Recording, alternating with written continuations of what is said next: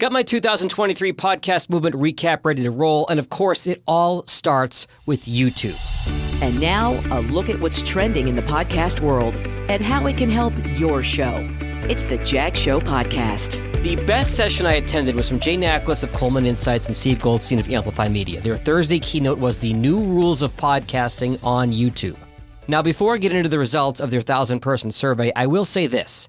There's a belief among some old-school podcasters that if your show isn't audio-only and delivered by RSS feed, it's not a podcast. And while that may be true on the tech geekery side, it's the 2023 equivalent of "your music's too loud, get off my lawn," or Abe Simpson as "old man yelling at cloud," a literal cloud with YouTube in this case. 75% of the consumers surveyed defined a podcast as either audio or video. So if you don't think your show belongs on YouTube, fine. But you're missing a huge opportunity. This is a case where the customer actually is always right. Now, I'm not saying you need a fully produced video on YouTube or any video on YouTube. You can just put your audio out there with an audiogram using a tool like Headliner. But Google owns YouTube. How many times have you Googled something and gotten a bunch of YouTube results? Internet search remains one of the big drivers of podcast discovery. Yeah, Google might display your results from Apple or Spotify, but you'd be a fool not to have any kind of presence on YouTube. There are 500 hours of content uploaded to YouTube every single minute. Think about that. YouTube is massive. And don't forget YouTube Shorts. They're answer to TikTok and Instagram or Facebook Reels. Shorts are getting 50 billion, with a B, views every day. Now, not sure what that says about our attention spans, but even if you just post a short, under 60 seconds video shot on your phone, talking about some great content from your full episode, people will find it. In fact, 40% of the YouTube podcast consumers in this survey say they found a new podcast because of YouTube Shorts. Now, my big takeaway from Podcast Movement 2022 was that it's a big leap to get someone to click out of a social media app and over to a podcast app. But the latest research, as mentioned by Pierre Bouvard of Cumulus, shows that audiences will click over to their favorite podcast app when they see or hear about a show they like, whether that favorite podcast app is Apple, Spotify, or YouTube. In fact, back to Jay and Steve's survey, 72% of podcast consumers are using multiple apps for consumption. And when you rank the apps, it's YouTube first, Spotify second, Apple Podcasts third. Respondents found YouTube easier to use, the user experience better, and even discoverability better. Surprisingly, YouTube also did well age 25 plus.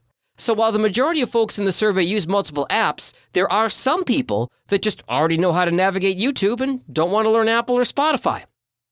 A big moment at Podcast Movement came from YouTube itself when Steve McClendon, product lead of YouTube Podcasts, said they will look to bring shows in by RSS feed by the end of 2023. So for audio-only podcasts, you only have to publish it in one place. 3 caveats, though. 1, this is only for audio podcasts because the tech and bandwidth aren't there to include video into the feed for most podcast hosts. 2, it doesn't appear, at least, that YouTube stats will be incorporated into your podcast host, so you may still need to get numbers from multiple places. And there are a couple podcast hosts currently touting that they will display YouTube metrics, but you still have to combine those numbers with your traditional podcast data. And 3, per Matt Kundle of Winnipeg Sound Off Media Company, if your podcast has dynamic ads that get added automatically, this feature won't be for you. YouTube will treat those ads as third-party content and boot you. Instead, you'll have to manually upload your episode's ad-free MP3 file and not go in straight from your RSS feed. Now, as you might expect from a conference of this size, not everyone agrees on everything. Enter Rob Walsh from podcast host Libsyn. Every year, I look forward to his annual session called Yes, That Marketing Advice for Your Podcast is BS. One of Rob's key points that I agree with wholeheartedly, don't buy into any of this spam promising to boost your downloads, followers, and subscribers. You may get a momentary bump, but it won't last when you stop paying. And more importantly, as mentioned in several other sessions, if you're trying to goose your numbers to sell to advertisers, those advertisers will be gone when their ROI drops because they aren't selling to engaged listeners. Other myths busted by Rob. There are too many podcasts out there. There are over 4 million podcasts listed in the podcast index. Know how many they're active? And by active, Rob means they've made it to 10 episodes and they've put something out in the last 90 days. Try 400,000.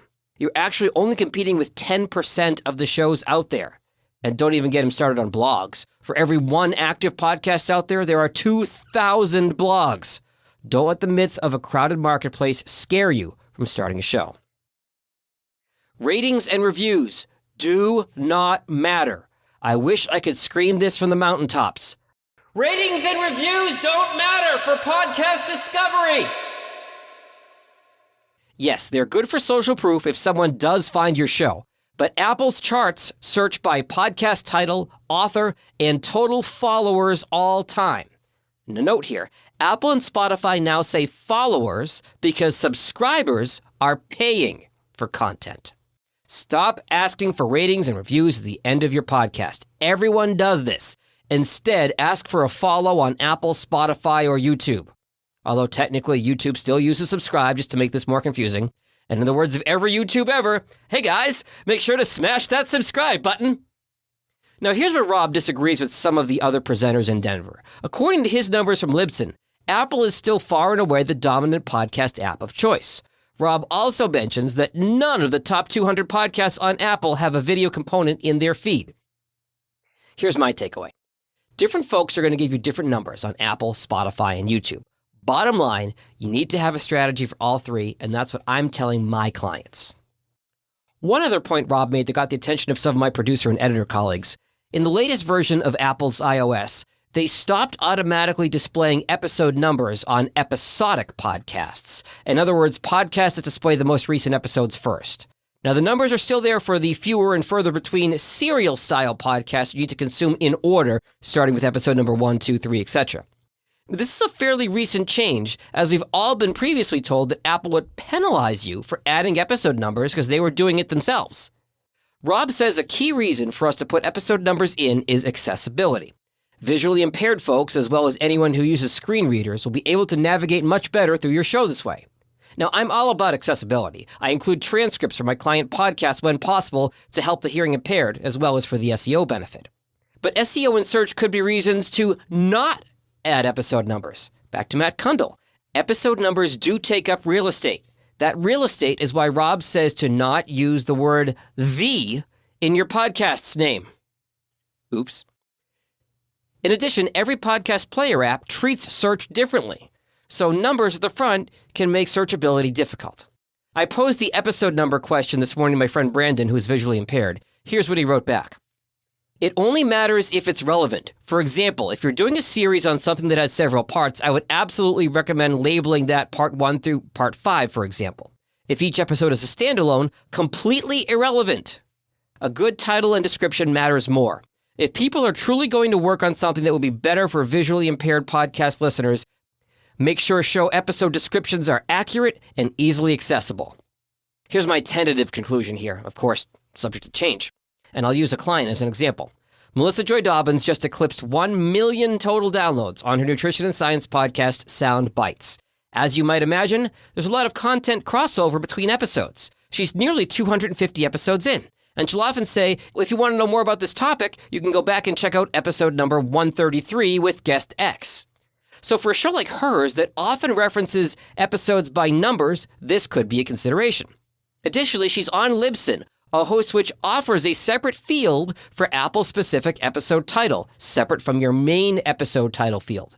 So if both conditions are true, you reference episode numbers, and your host allows a separate title specifically for Apple, you may want to add numbers in that field. If not, I'm still not completely sold on the idea. Next topic for my recap is brief but important. The use of artificial intelligence in podcasting. 2 key takeaways. 1, listeners are okay with you using AI as long as it's not a downgrade in quality. And it's pretty easy to tell when something was written or voiced badly by AI. But as a tool in your workflow, no problem. And as AI improves, it'll be able to do more. Eventually, it'll not only be able to translate your podcast into multiple languages, but if it's video, it'll match your lips to the sounds coming out of your mouth. Un podcast en español, por ejemplo. Just kidding, I did that myself, but you get the idea of where this is going. Second AI takeaway. Anything you use for AI must be proofed by a human. I have some clients that have ChatGPT write content for their shows, but they need to adjust it or at least adjust their ChatGPT prompts. On the production side, I often use Descript in Adobe to improve poor quality audio, but sometimes it'll lose an S, it'll make someone sound lispy, or it'll mess up a laugh. On the written side, Descript and Decipher.ai are good for generating transcripts from audio, but none are as good as the human service I sometimes use, GoTranscript.com. Decipher is also good at writing show notes and social media posts, but not perfect. Always go in and adjust it yourself. The robots have not taken over yet. Now, over to Spotify. Not only were they at Podcast Movement, but they were involved in several panels. They were big about talking about video and including it in RSS feeds.